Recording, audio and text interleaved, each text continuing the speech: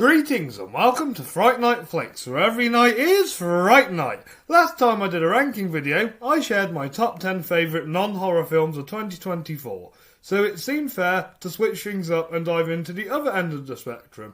In this video, I'll be ranking my top 10 least favourite non-horror films of 2024. These are films that either let me down, fell short of their potential, or just plain missed the mark for me. With that said, let's jump into the non-horror flops of 2024. Then let's get started.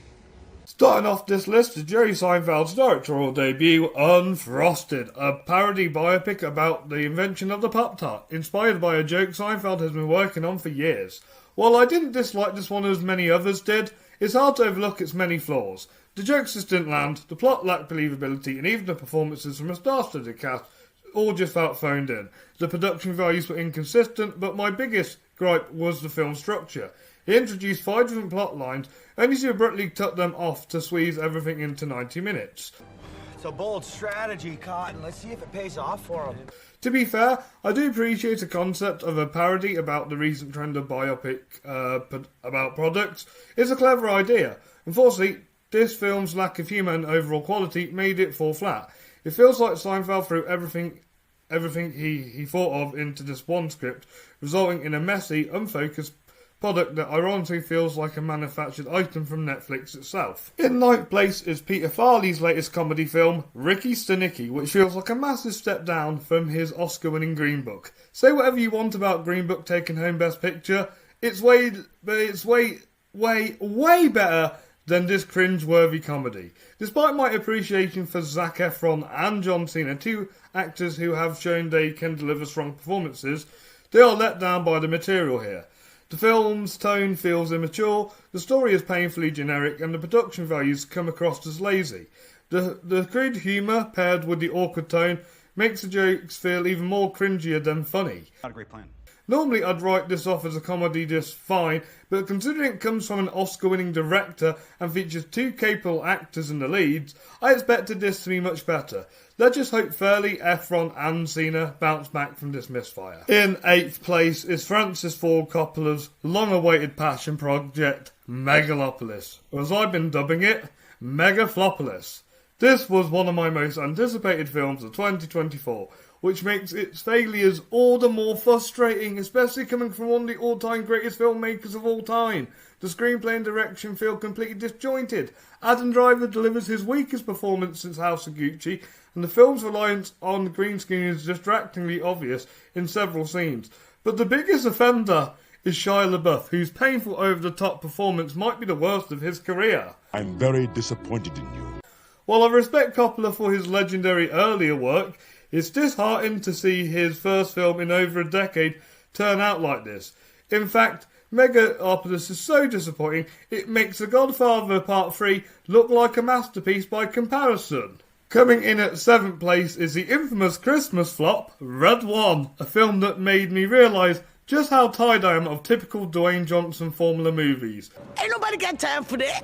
This one cursed itself from the start by trying to set up a Christmas-themed franchise.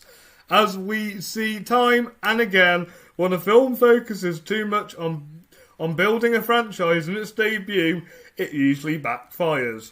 Dwayne Johnson and Chris Evans have no chemistry and fail to deliver memorable performances. The visual style is painfully generic and the plot shamefully rips off the first Men in Black film, with Johnson playing the Agent K-type and Evans playing the Agent J-type. But my biggest issue is its lack of quality action sequences, something I expect from an action film, even if the rest of it is bad. Red One embodies everything wrong with modern blockbuster filmmaking, and the obsession with franchises. While I can appreciate a well-made blockbuster like Deadpool and Wolverine, this film is lazy, soulless example of mainstream filmmaking. It's hard to imagine this so-called Christmas franchise ever taking off after a dismal start. Just missing the top 5 is my least favourite animated film of the year, The Garfield Movie. As a fan of Garfield, this one was exceptionally disappointing. Rather than stay true to the iconic lasagna-loving cat, this film turns into a generic kids movie with Garfield's name slapped on it. Man, that is flagrant false advertising. The Garfield in this movie shares none of the wit or charm of the character I know and love, and Chris Pratt's voice performance feels lazy and uninspired. Who'd have thought this? Who would have thought his Mario voice would have actually been better? Other than that, the plot is bland, the animation lacks creativity or style, and the supporting characters just feel like filler rather than meaningful additions to the story. What bothers me the most about this film is that the movie seems out of touch with its audience. Today's kids likely don't know much about Garfield, and the original comic strip was never really aimed at children anyway. If I was making a Garfield movie, I'd focus on the adults who grew up loving the character. That's where the real potential lies. Instead, this movie feels like a shallow cash grab. Say what you want about the Bill Murray films, but at least they were entertaining and captured some of Garfield's spirit. Kicking off the top 5 is the Amazon Prime original, Upgraded, a film I only watched because of my love for Camila Mendes. I thought she was fantastic in Do Revenge and her role in Palm Springs. Unfortunately, Upgrade didn't live up to her talent. The film follows an overlooked but ambitious intern in the New York art world whose life and career takes an unexpected turn after she upgrades to first class on a flight to London. While the Cinderella-inspired premise had potential, Upgraded feels like every generic rom-com I've seen before. I've had better. The plot was predictable and dull, the production values looked cheap and uninspired, the direction was flat, and the performances were shockingly bad. Honestly, what was Marissa Tomei thinking when she signed on for this? I can understand why Mendes might want to do this film, but she's much better. In another Prime rom-com called Musica, which is a stronger film overall. And as for Tomei, an Oscar-winning star from the MCU, she's capable of so much better.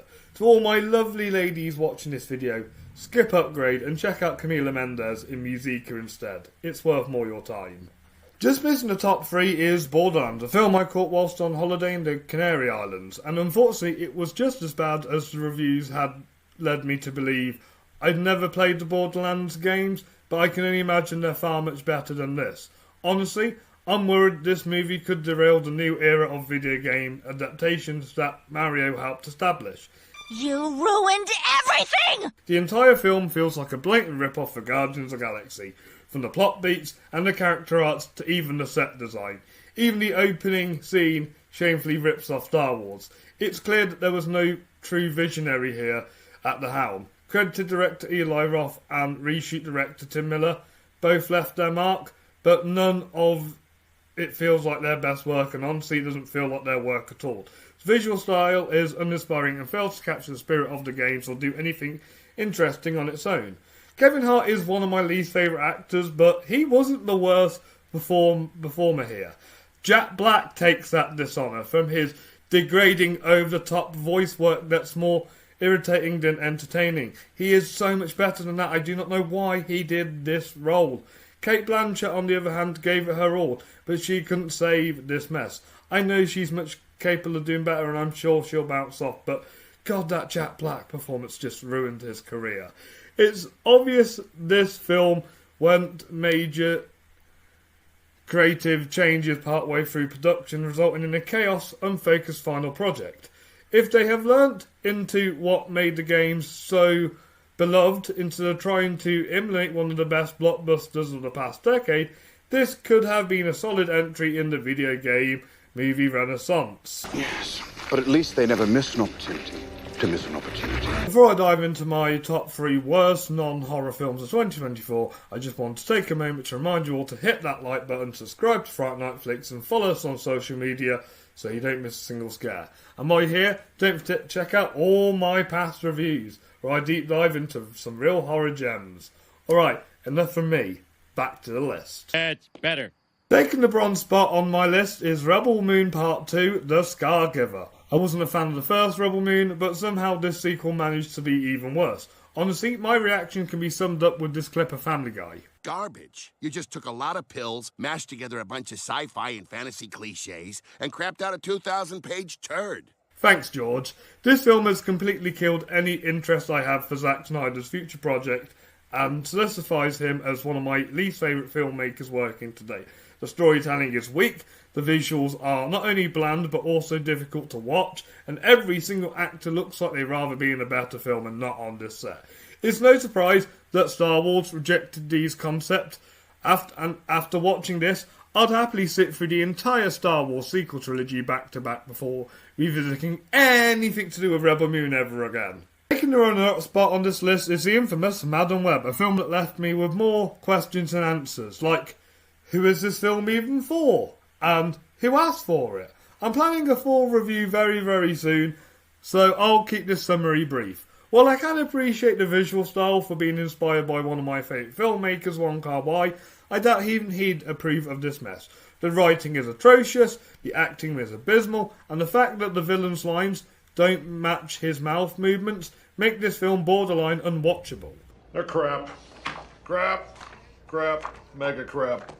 Madam Web has always been a supporting character in the Spider-Man universe, not a lead. On top of that, the character is traditionally portrayed as an old, wise mentor, not a young version we get here with Dakota Johnson. If somebody like Meryl Streep or Glenn Close was cast as Madam Web in a proper Spider-Man movie, I'd be on board for it. But this character never should have got its standalone movie, and the end results prove why. Before I reveal my number one pick, here are a few dishonourable mentions. Brothers. This film had the potential to be a fun comedy hit, but the dynamic between Josh Brolin and Peter Dinklage just didn't work. Two serious actors don't always make for a great comedy duo. Wicked Little Letters. Despite a strong cast and an intriguing premise, this one fell flat. It wasn't as funny or compelling as it could have been. Kingdom of the Planet of the Apes. As a fan of this franchise, I was disappointed by the slow pace, underwhelming premise and the lack of interesting characters. This is easily the weakest entry in the franchise so far.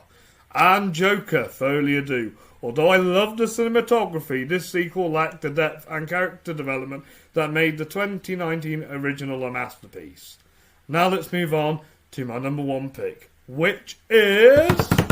taking the top spot as my worst non-horror film of 2024 is Netflix's sci-fi drama Atlas, a Jennifer Lopez-led vehicle that somehow became one of the platform's biggest hits despite gathering overwhelming negative reviews. Wow, that was weird. While Jennifer Lopez had been trying to reunite her acting career after her acclaimed role in Hustlers, Atlas is yet another disappointment and easily one of her worst efforts. The plot, essentially Castaway in space, is stolen and inspired. The production values are cheap and bland, feel like they belong in a typical Netflix B-movie. Worse still, everything on screen looks and feels fake, from the visual effects to the overall world building. What stinks this film is the acting. Jennifer Lopez phones her performance in. Sterling K. Brown and Mark Strong seemingly feel well out of place. And Simu Liu delivers the worst performance of his career. It's clear Atlas was designed to launch a new sci-fi franchise for Netflix, but the result is a soulless, time-wasting misfire. Gee, that's disappointing. It baffles me how Netflix can produce high-quality films like Roma, Don't Look Up and Mank, while also churning out star-driven cash grabs like this and Red Notice. If you have Netflix, do yourself a favour and skip this one. Atlas isn't just one of the worst films of the year, it's one of the worst films Netflix has ever released. Off! Turn it off! For God's sake, turn it off! And that wraps up my ranking of the top 10 worst non-horror films of 2024.